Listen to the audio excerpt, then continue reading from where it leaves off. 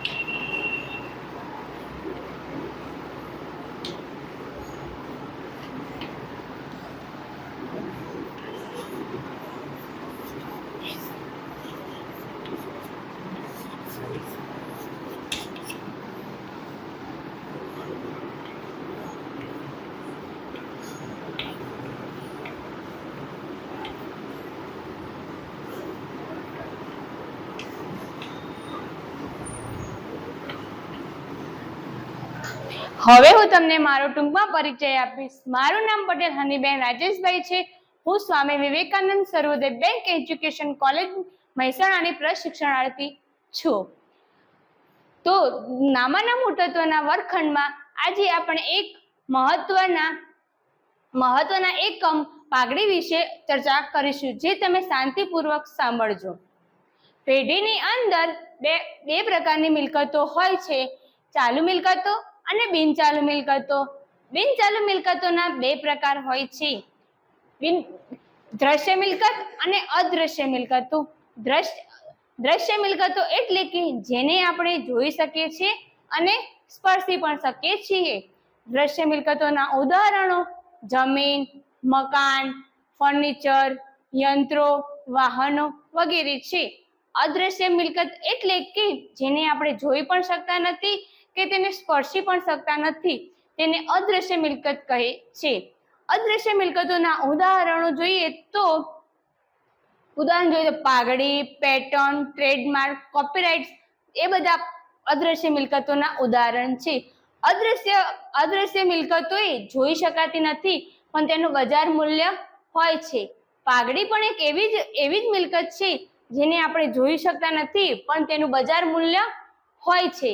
પાઘડીનો અર્થ અપેક્ષિત નફાથી વધુ નફો કમાવાની ક્ષમતાને આપણે પાઘડી કહે છે. અપેક્ષિત નફો એટલે કે કંપનીની શરૂઆતમાં જે નફો ધારેલો નફો હોય છે તેને અપેક્ષિત નફો કહે છે. પાઘડીનો મુખ્ય આધાર નફો કમાવાની ક્ષમતા પર રહેલો છે. પાઘડી એ પાકા સરવૈયાના મિલકત લેણા બાજુ બિનચાલુ મિલકતોના મથાળા હેઠળ દર્શાવવામાં આવે છે. તો પાઘડીને અસર કરતા પરિબળો. નંબર 1, ધંધાનું સ્થાન. જો ધંધો મુખ્ય સ્થાને હોય તો ગ્રાહકો વધુ આવતા હોય તો તેનું બજાર મૂલ્ય પણ વધુ હોય છે. જો ધંધો પછાત વિસ્તાર તરફ હોય તો ગ્રાહકો ઓછા આવે તો તેનું બજાર મૂલ્ય ઓછું હોય તો પાઘડીનું મૂલ્ય ઓછું હોય છે. ધંધાના વર્ષો. જેમ ધંધો જૂનો હોય તેમ ગ્રાહકો બજારમાં પ્રતિષ્ઠા વધુ હોય છે તો પાઘડીનું મૂલ્ય પણ વધુ હોય છે.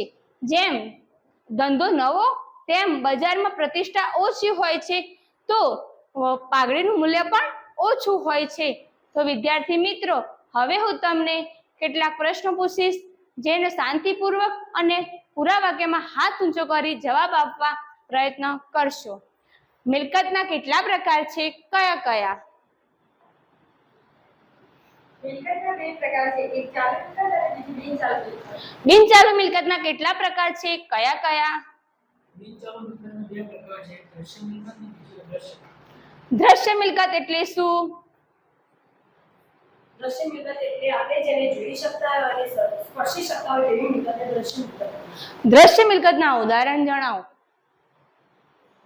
દ્રશ્ય મિલકતના ઉદાહરણ ફર્નિચર, મશીનરી, પ્લાન્ટ વગેરે. અદ્રશ્ય મિલકત એટલે શું? દ્રશ્ય મિલકત એટલે જેને જોઈ કે સ્પર્શી શકાતું નથી. અદ્રશ્ય મિલકતોના ઉદાહરણ જણાવો. અદ્રશ્ય મિલકતોના ઉદાહરણ છે કે પાઘડી, ટ્રેડમાર્ક, કોપીરાઇટ, પેટન્ટ્સ વગેરે. અપેક્ષિત નફાથી વધુ નફો કમાવાની ક્ષમતાને શું કહે છે?